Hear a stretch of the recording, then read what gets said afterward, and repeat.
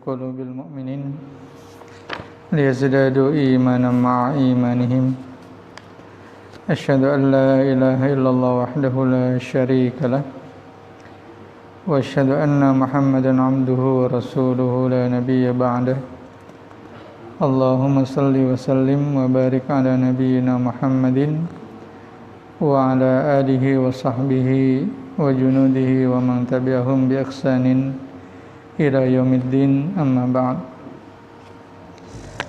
Sahabat sekalian yang dirahmati oleh Allah, bersyukur kita malam hari ini kembali Allah memberikan kesempatan kita untuk menambah pundi-pundi kebaikan kita, menambah amal soleh kita, karena satu hal yang harus kita yakini bahwa tsumma latus'alunna yauma idzin 'anin na'im.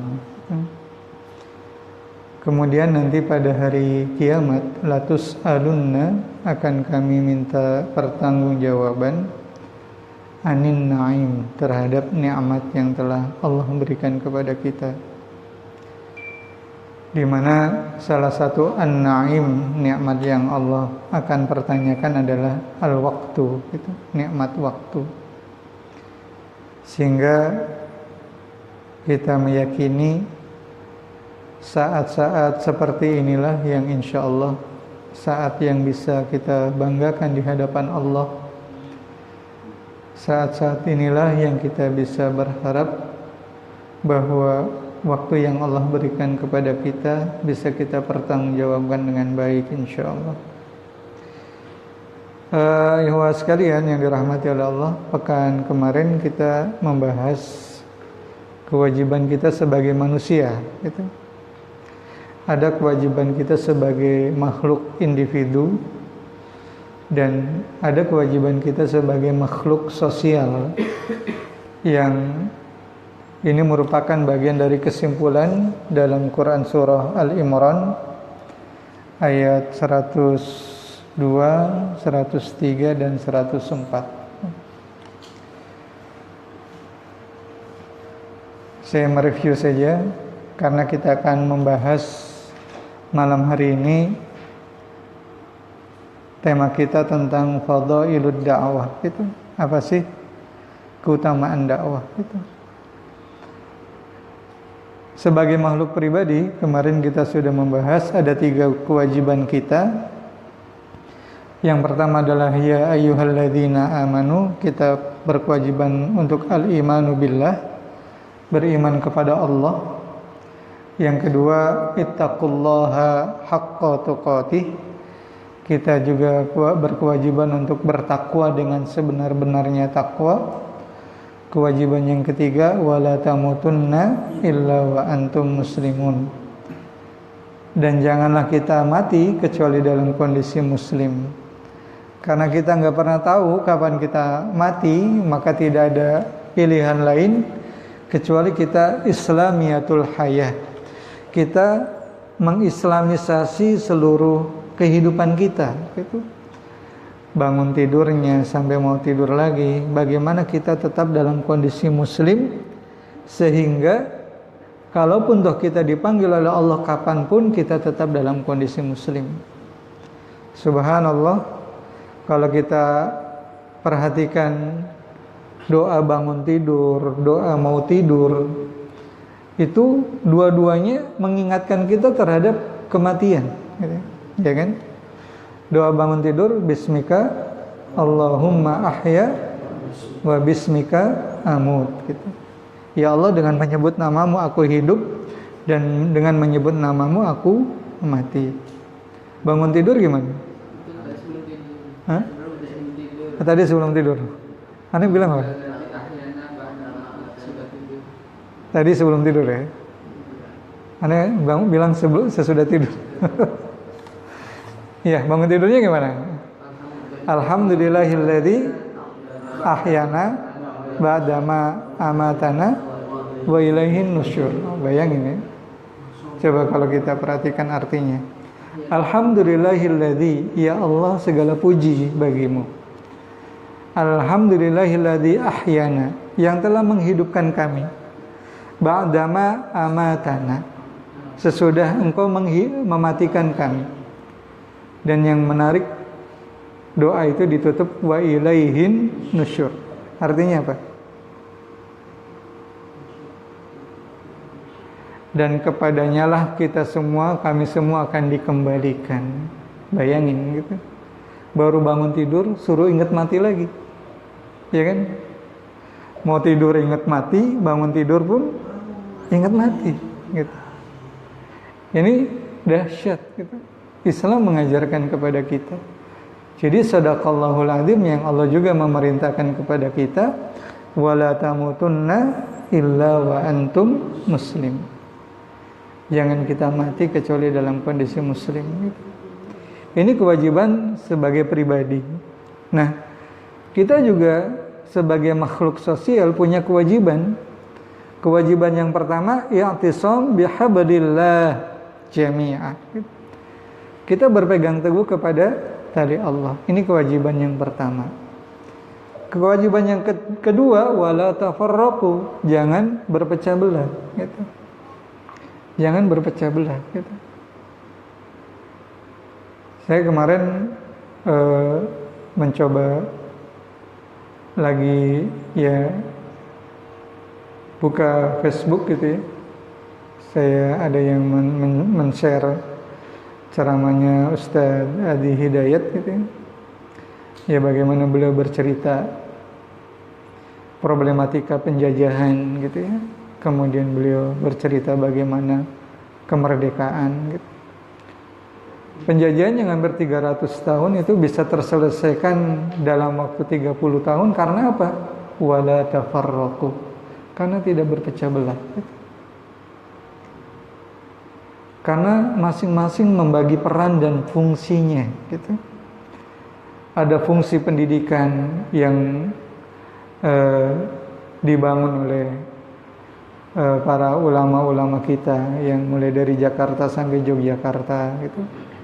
Ada fungsi-fungsi perdagangan yang diwakili oleh ulama-ulama Solo yang kemudian muncul Serikat Dagang Islam gitu. Yang Haji Umar Said Cokroaminoto gitu. Ada politik dan kepahlawanan yang dibangun oleh teman-teman di Surabaya dengan Insinyur Soekarno-nya, Bung Tomo-nya gitu. Jadi subhanallah, adanya wihdatul ummah gitu. Munculnya persatuan mampu menyelesaikan berbagai macam masalah, mampu menyelesaikan berbagai macam problematika umat yang hadir pada waktu itu.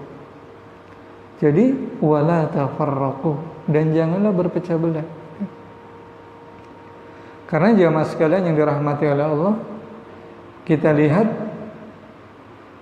kita punya kelebihan, di sisi lain punya kekurangan. Sahabat kita punya kekurangan, di sisi lain juga punya kelebihan. Itulah yang kemudian kita diminta untuk takaful, saling melengkapi gitu. Nah, jadi yang pertama berpegang teguh kepada tali Allah, yang kedua jangan berpecah belah, dan yang ketiga kewajiban kita sebagai makhluk sosial adalah kita harus memiliki semangat ad-da'wah, berdakwah. Ya. Kita harus memiliki semangat berdakwah. Nah, diskusi kita atau kajian kita pada malam hari ini, apa sih fadailud dakwah? Apa sih keutamaan dakwah? Agar kita semua punya hamasah, punya semangat untuk menebarkan kebaikan gitu. Kita semua bisa menjadi agen-agen perubahan gitu. Maka salah satu yang bisa memotivasi kita agar kita bisa menjadi agen-agen perubahan, kita tentu mengetahui apa sih keutamaannya gitu. Yang pertama yang perlu antum ketahui bahwa dakwah itu adalah asyraful wadha'if, tugas yang sangat-sangat mulia gitu. Kenapa? Karena dakwah wazifatul anbiya wal mursalin. Karena dakwah adalah tugas utamanya para nabi dan para rasul.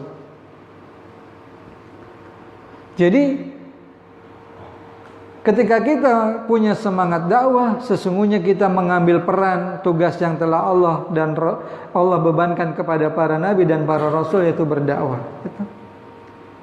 Ketika kita menyebarkan kebaikan, berarti kita sudah mengambil peran para nabi dan para rasul. Sehingga sekali lagi, dakwah merupakan asyraful wadhaif, tugas yang sangat mulia.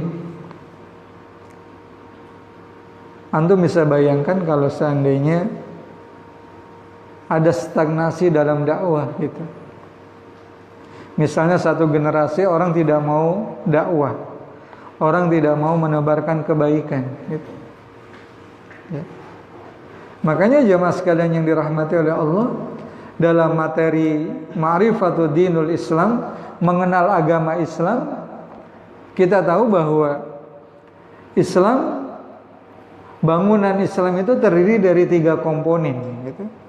Ada komponen pondasi, ada komponen bangunannya itu sendiri, dan ada komponen yang ketiga yaitu benteng gitu. Ya. Sebagaimana tafsir dari surat Wal Asr gitu. Pondasi dari bangunan Islam adalah al-aqidah wal iman. Akidah dan keimanan kita. Itulah makanya dalam surah Wal Asri Allah menyebutkan wal asri innal insana lafi khusrin illal ladzina amanu. Jadi pondasi kita adalah iman. Ya. Pondasi kita adalah la ilaha illallah, kalimatun thayyibah. Dan kalimat thayyibah itu harus kita internalisasi dalam kehidupan kita. Karena Allah menggambarkan dalam Quran surat Ibrahim, kalimatun thayyibah kasyajaratin thayyibah. Kalimat yang baik atau kalimat la ilaha illallah itu kasyajaratin thayyibah, bagaikan pohon yang baik. Artinya orang yang akidahnya baik, dia harus seperti pohon yang baik. Di mana pohon yang baik memiliki 3 ciri, ya. Asluha thabitun wa far'uha fis sama' tu'ti ukulaha kulla hinin bi'idni rabbiha. Akarnya menghunjam ke dalam, melambangkan kekokohan, kekuatan, sehingga diguncang apapun, karena ikatannya dengan Allah begitu kuat. Semakin banyak diguncang, semakin banyak cobaan, dia justru semakin kokoh, karena dia semakin kuat hubungannya dengan Allah Subhanahu wa ta'ala. Jadi asluha sabitun, akarnya menghunjam ke bawah gitu. Wa faruha fis sama gitu. Ya, cabang-cabangnya menjulang ke langit gitu.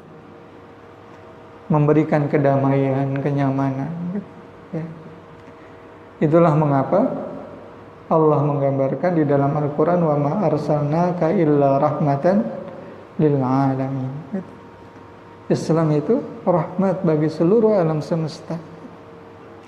Islam itu damai, Islam itu indah, Islam itu penuh cinta dan kasih sayang. Ya. Bayangkan jemaah sekalian yang dirahmati oleh Allah. Ketika sahabat Abu Bakar As-Siddiq baru dilantik sebagai khalifah,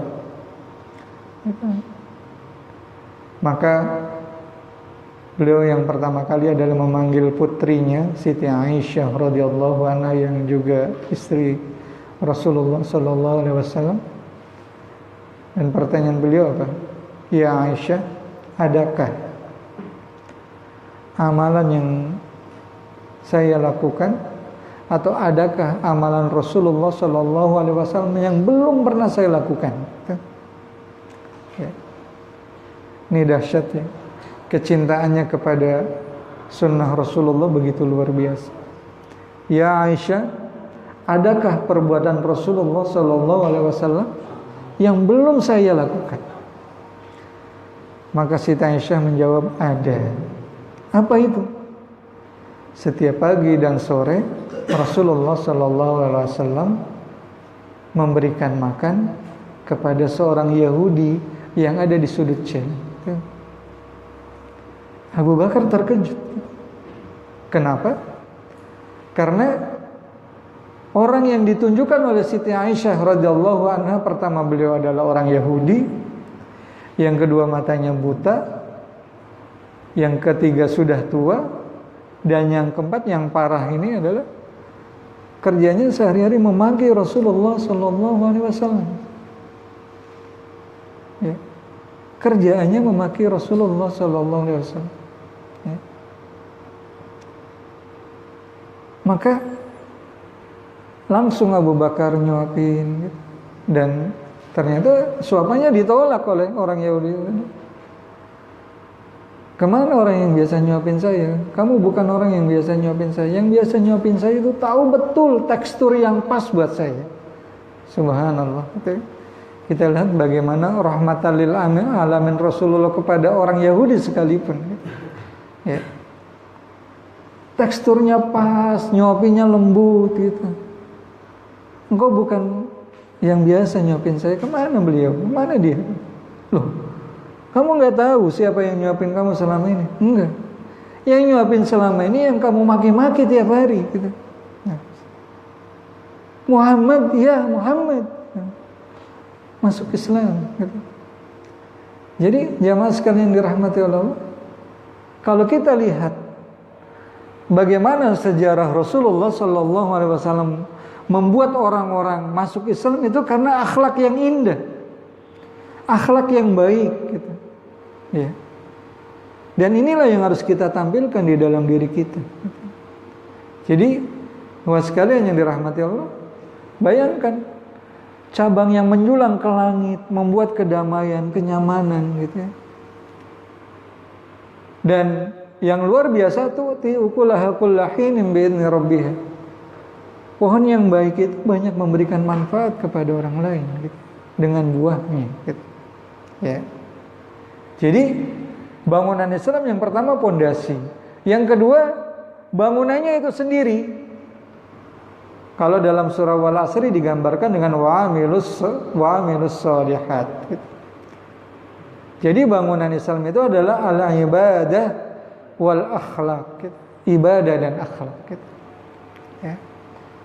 Bagaimana ibadahnya umat Islam yang digambarkan ruhbanu bil lail wa fursanu fin nahar gitu.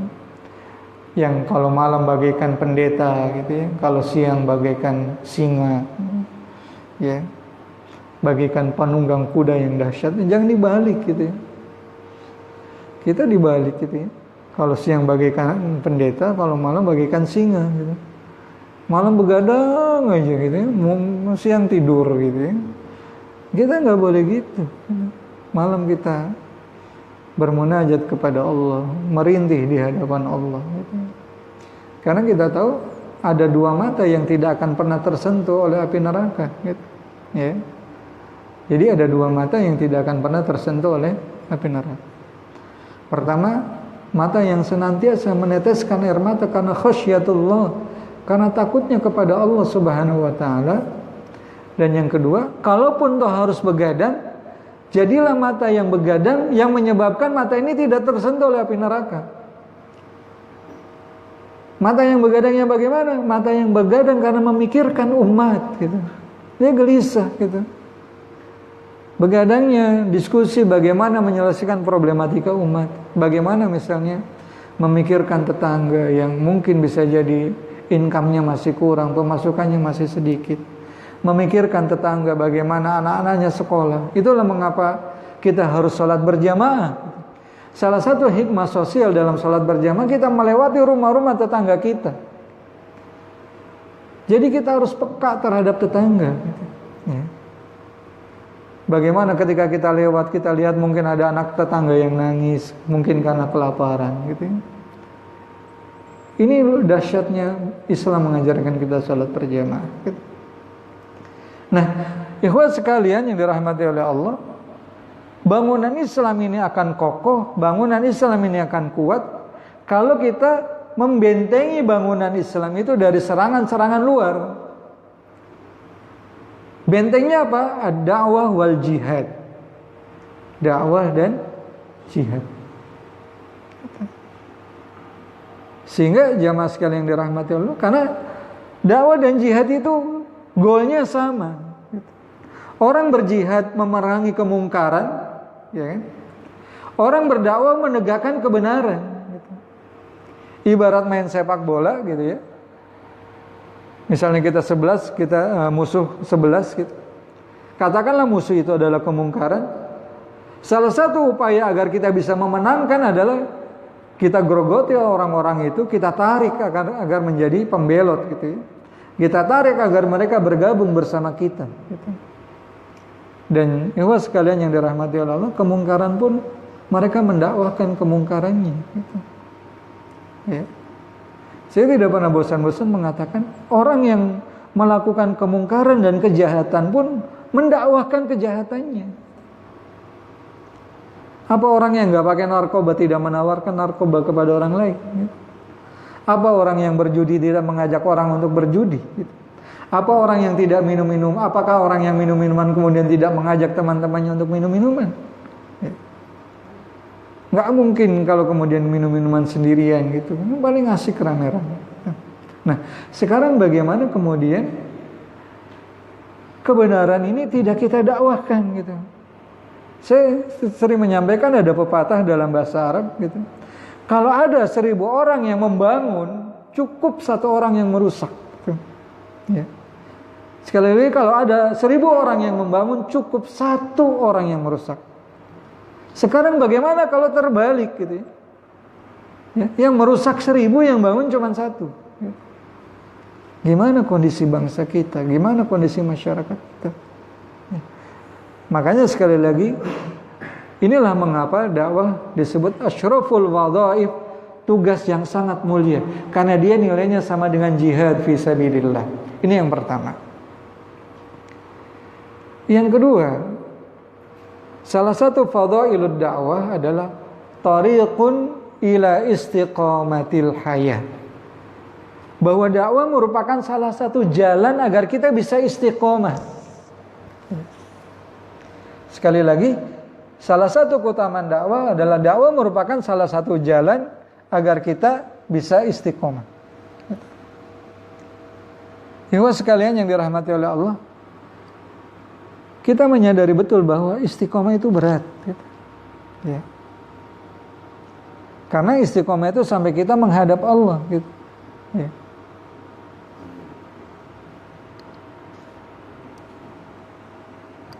Hah?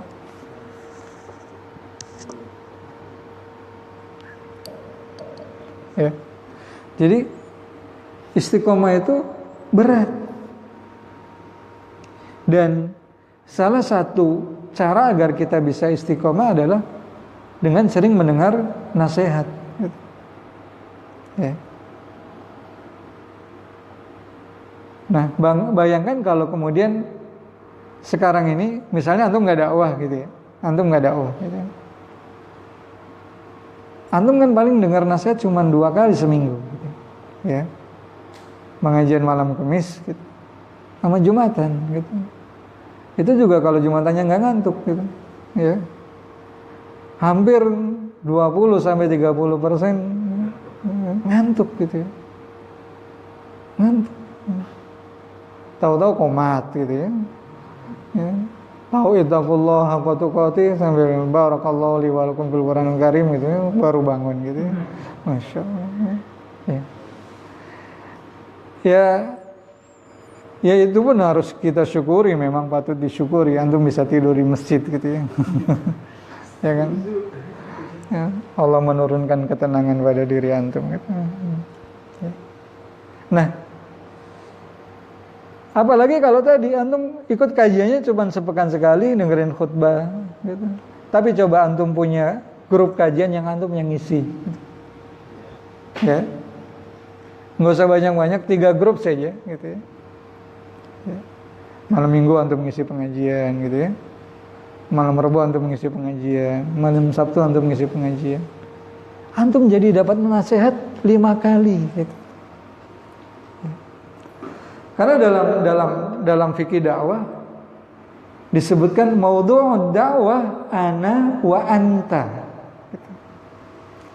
Sasaran dakwah itu 2. Ana wa anta. Saya dan kamu, saya dan kalian. Gitu. Jadi ketika antum nasihatin orang, maka orang yang paling pertama kali dengar nasihat antum itu diri antum sendiri. Ketika antum share gitu, ketika antum misalnya nulis gitu ya, yang pertama kali dengar atau baca nasihat antum yang antum tulis itu diri antum sendiri. Ya. Misal contoh misalnya, kita ngajak entah lewat media sosial ataupun langsung, yuk kita sering-sering sholat malam. Gitu. Saya yakin setelah itu antum mikir, kalau nggak sholat malam, iya ya, gitu. Saya ngajak orang sholat malam, nggak sholat malam, gitu. Gimana tuh? Gitu. Makanya ada satu kaidah dalam dakwah itu, faqdu syai' la yu'ti, gitu. Ya, ada kaidah dalam dakwah, faqdu syai' la yu'ti. Kalau kita nggak punya apa-apa, kita nggak bakalan bisa ngasih apa-apa. Contoh, kita ingin cerita tentang nikmatnya durian, gitu. Tapi kita sama durian aja alergi, gitu. Ya. Tentu taksirnya, dampaknya berbeda dengan orang yang memang hobi durian, gitu. Dia menjelajah bagaimana ngetok-ngetok durian, dia bagaimana membelah durian, bagaimana berburu durian yang enak, gitu. Tentu nilainya berbeda dibandingkan cuma sekedar durian itu aromanya wangi, rasanya legit, gitu ya. Di sisi lain nggak pernah nyobain apa itu durian, gitu. Bagaimana mungkin kita bisa merasakan, menceritakan betapa nikmatnya qiyamul lail kalau kitanya sendiri tidak pernah merasakan nikmatnya qiyamul lail, gitu. Bagaimana mungkin kita bisa menceritakan, memotivasi teman-teman agar semangat bersedekah kalau kitanya sendiri pelit, gitu. Tidak bisa merasakan nikmatnya sedekah. Bagaimana mungkin kita bisa menceritakan misalnya, sedekah itu akan dibalas berlipat-lipat kalau kita sendiri tidak punya pengalaman pribadi apapun tentang hebatnya, dahsyatnya sedekah, gitu. Jadi itulah pentingnya mengapa salah satu keutamaan dakwah dia thariqun ila istiqamatil hayat. Bahwa dakwah merupakan salah satu jalan agar kita bisa istiqomah. Ya.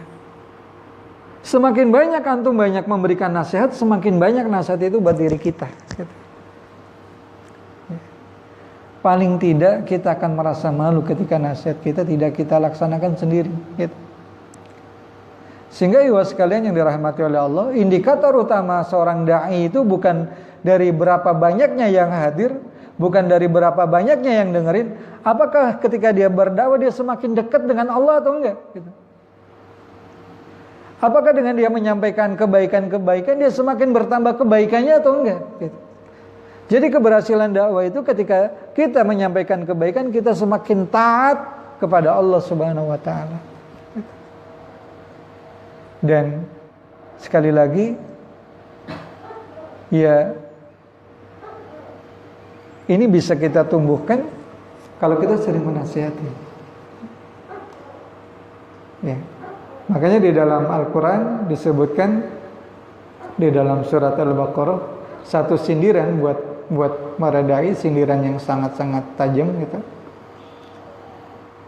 Atamuruna nasa bil birri wa tansawna anfusakum wa antum tatluna al-kitab afala ta'qilun.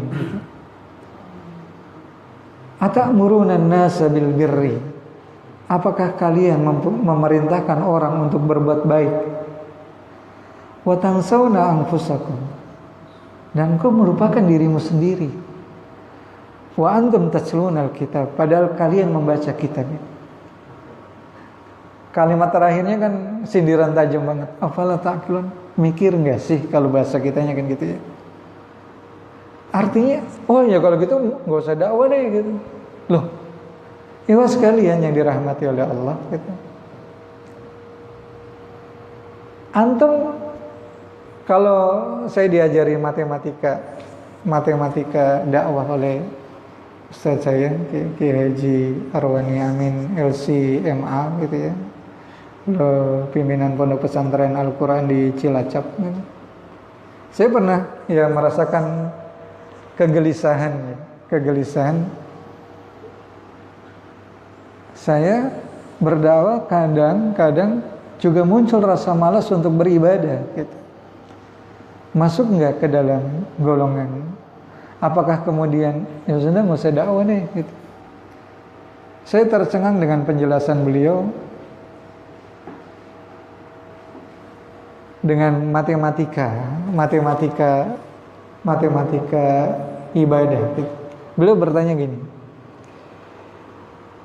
kalau kita punya ilmu itu positif apa negatif? Positif. Satu ya. Kalau kita punya ilmu, opsinya cuma dua.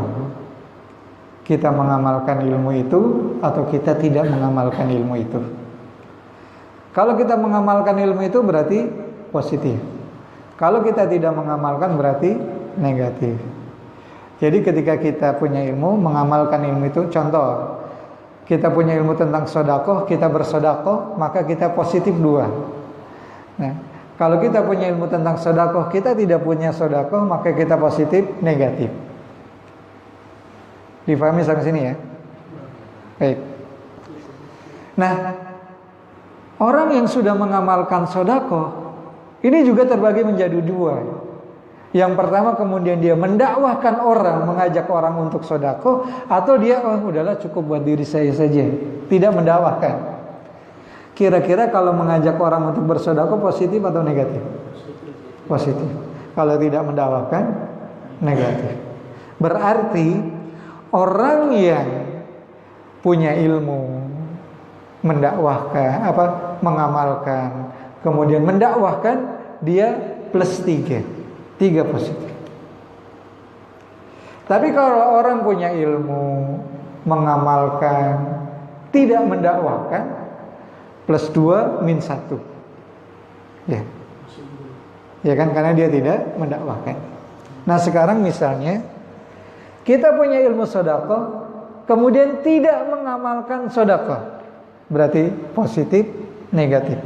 Nah, kita yang tidak mengamalkan sedekah, kemudian dua kemungkinan, ngajak orang untuk sedekah atau kemudian kita tidak sedekah. Nah, ngajak orang untuk sedekah positif, tidak ngajak negatif. Artinya, kalau kemudian kita punya ilmu, tidak mengamalkan dan tidak mendakwahkan, kita positif 1, negatif 2. Tapi kalau kita punya ilmu, kemudian kita belum mengamalkan, tapi kita mendakwahkan, kita positif 2, negatif 1. Karena jamaah sekalian yang dirahmati oleh Allah, kalau kita punya ilmu, tidak mengamalkan, tidak mendakwahkan, lama-lama ilmu itu hilang gitu. Ilmu itu hilang. Jadi yang kedua, keutamaan dakwah itu adalah apa? Tariqun ila istiqamatil hayat. Salah satu jalan agar kita bisa istiqamah. Yang ketiga, ini yang membuat saya termotivasi terus untuk berdakwah, gitu. Bahwa al-ajrul mudha'afah, gitu. Orang yang berdakwah, dia akan mendapatkan pahala yang berlipat-lipat ganda. Subhanallah, sebagaimana Rasulullah sallallahu alaihi wasallam dalam satu sabdanya, man dalla 'alal khair kafa'ilihi, atau mithlu ajrihi. Barang siapa yang menunjukkan kepada kebaikan, maka dia akan mendapatkan kebaikan sebagaimana orang yang melakukan kebaikan itu. Kalau kita cuma ngandelin sholat kita, tilawah Quran kita, sedekah kita, ya cuma segitu-gitunya amalan kita. Tapi coba, Masya Allah, nggak salah antum membayangkan kayak gini ya, ada jamaah yang banyak, gitu, antum duduk di hadapan mimbar, kemudian ceramah, ya. Karena dakwah kan ada yang dakwah fardiyah, ada dakwah yang istimaiyah.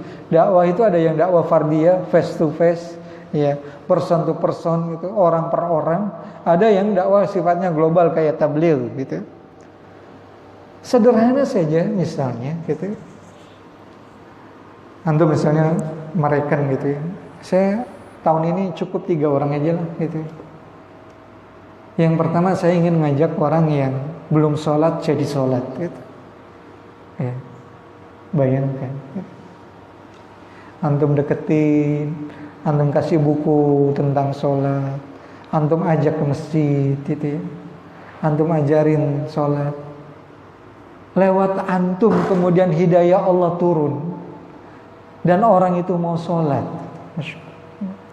Seandainya misalnya orang itu umurnya 40 tahun belum pernah sholat, setelah antum deketin dia mau sholat, misalnya dia hidup sampai 25 tahun, berarti 25 tahun dia sholat. Bayangkan berapa pahala yang Allah berikan kepada antum. Satu hari sholat 5 kali ya. 5 kali dikali 365 hari dikali 25. Ya kan hitung-hitungannya gitu. 5 kali karena sehari 5 kali dikali 365 karena 1 tahun 365 hari dikali 25 tahun. Belum kalau dia sholatnya berjamaah kali 27. Belum kalau dia sholat malam. Misalnya sholat malamnya 11 rakaat. Belum kalau dia sholat duha. Belum kalau dia sholat sunnah rawatib 12 rakaat. Subhanallah. Antum gak tertarik. Antum gak pengen. Iya. Makanya mengapa kita tidak pernah bisa mengejar pahala para sahabat? Karena para sahabat terus berdakwah. Dia mendapatkan pahala dari orang yang didakwai. Orangnya kemudian berdakwah dapat lagi. Orang yang berdakwah dapat lagi. Kita nggak pernah bisa ngejar pahala para sahabat gitu. Nah, antum bisa bayangkan kalau kemudian orang itu punya keluarga, punya istri, punya anak, karena antum nasihatin sholat, kemudian dia ngajak istrinya, ngajak anaknya sholat, dahsyat, luar biasa. Antum nggak tertarik dengan itu satu. Saya pengen ngajarin teman saya biar bisa baca Quran gitu. Yang kedua misalnya antum ajarin Iqra gitu, sampai dia bisa baca Quran. Bayangkan kalau dia sehari setelah antum ajarin sehari baca 10 ayat saja gitu. Coba 10 ayat itu berapa huruf? Ya kan? Satu huruf dikali 10 kebaikan. Karena memang Al-Quran kan dibalasnya per huruf. La taqulu alif lam mim. Jangan katakan alif lam mim itu harfan. Jangan katakan alif lam mim itu satu huruf. Alif lam mim itu 3 huruf. Alif, lam, dan mim. Satu huruf dibalas dengan 10 kebaikan. Alif lam mim sudah 30 kebaikan. Bayangkan kalau dia nggak usah banyak-banyak. Misalnya sehari baca ayat kursi saja. 25 tahun dia baca Quran. Antum mengalir pahalanya. Nggak tertarik. Ya. Ya. Makanya jamaah sekalian dirahmati Allah, saya pernah buka pengajian di daerah Undaran, banyak beberapa pesertanya hafal Quran gitu. Ya saya sampaikan, antum manfaatkan kehafalan Quran antum untuk berdakwah gitu. Ya. Jadi orang yang paling kaya itu adalah orang yang mengajarkan kepada kebaikan, menunjukkan kepada kebaikan. Bahkan dalam hadis, orang yang bisa menjadikan wasilah kita menjadi wasilah hidayah buat orang lain, digambarkan oleh Rasulullah, kita akan mendapatkan pahala seperti pahalanya unta merah gitu. Unta merah itu adalah kendaraan paling mewah pada waktu itu. Mungkin kalau sekarang sedan sport warna merah gitu. Ferrari apa Lamborghini? Dan warnanya merah gitu. Ya. Jadi jamaah sekalian yang dirahmati Allah, jadi nggak usah banyak-banyak, 2 aja. Apalagi aneh jangan 2, 3 gitu. Ya. Apalagi jamaah sekalian dirahmati Allah sekalian, kalau kemudian antum buka majelis, gitu ya, antum akan mendapatkan pahala yang luar biasa. Gitu. Ya. Yang terakhir, jamaah sekalian yang dirahmati Allah, dakwah itu adalah ibadah yang terbaik, ibadah lisan yang terbaik. Sebagaimana firman Allah dalam surah Fusilat, ya, surah yang ke-41, ya, ayat 33 insyaallah. Ya.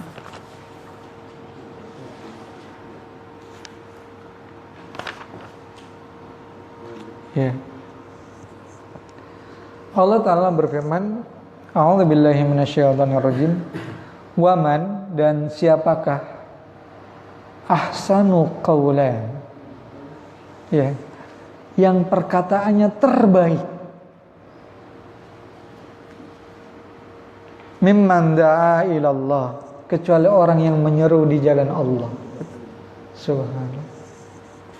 Kita tahu bahwa amalan lidah itu ada zikir, ada tilawah Al-Quran, gitu ya. Di antara seluruh amalan-amalan lidah, ternyata Allah menyebutkan yang terbaik itu adalah da'a ilallah, orang yang menyeru kepada jalan Allah. Ya. Kenapa? Karena kalau orang yang berdakwah pasti berzikir kepada Allah, kan pasti alhamdulillah, pasti membaca sholawat, pasti menyampaikan Al-Quran, gitu. Ya. Jadi sekalian yang dirahmati Allah, yuk jadikan lidah kita sebagai modal, gitu, menjadi modal sebagai sarana agar orang-orang menjadi baik, gitu. Cukup dengan diawali mungkin dengan dakwah fardiyah, gitu ya, dakwah yang face to face, ya, person to person, orang per orang, gitu. Ya, saya awal-awal dakwah itu ngajarin anak-anak kecil, bacain kisah Nabi, cerita Nabi, gitu. Ya, karena ngomong di depan umum itu juga perlu latihan, gitu ya. Makanya kemarin kita latihan kultum, mungkin nanti Ramadan depan kita latihan lagi, gitu. Ya, jadi ya, kita berharap, ya, Masya Allah, saya sering menyampaikan salah satu keberhasilan dakwah bagi saya, salah satu indikatornya, satu ketika saya semakin dekat sama Allah, yang kedua ketika di situ duduknya, antum di sini. Itu bagi saya itu salah satu keberhasilan dakwah. Nanti kalau Jumatan antum khutbah, saya dengerin. Itu salah satu indikator keberhasilan dakwah. Jadi saya sangat bahagia kalau 2 tahun, 3 tahun, ya, antum di sini, saya di situ dengerin antum, gitu. Saya, ya, pernah saya sampaikan, ya, kisahnya Syekh Said Ramadan Al-Buti, ya. Beliau yang wafat syahid di Berondong, ya, ketika kajian di masjid. Saya sempat lihat videonya, bagaimana beliau sudah sepuh, usianya sudah sepuh sekali, gitu. Datang ke satu majelis, ya, banyak yang hadir, yang isi masih muda. Saya lihat secara performa kayak Omat lah, gitu ya, ya gemuk, pematerinya masih muda, gitu ya. Ya, sedangkan Syekh Ramadan Al-Buti sudah, ya, jalannya sudah tertati-tati, gitu ya, sudah sepuh. Ketika Syekh Ramadan Al-Buti datang ke masjid itu, muajih penceramah itu langsung berdiri, langsung mengatakan, sungguh majelis ini sangat berkah, kehadiran masyayikh, kehadiran sesepuh, kehadiran ustadz, kehadiran, subhanallah, gitu. Dan kita sangat bahagia kita akan mendengarkan tausiah beliau. Apa jawab Syekh Ramadan Al-Buti? Saya hadir di sini dalam rangka ingin mendapatkan keberkahan ilmu dari antum. Gitu. Beliau duduk nggak mau disuruh ngomong. Gitu. Dengerin. Gitu. Jadi subhanallah. Gitu. Ini yang perlu ditumbuhkan di dalam diri kita bahwa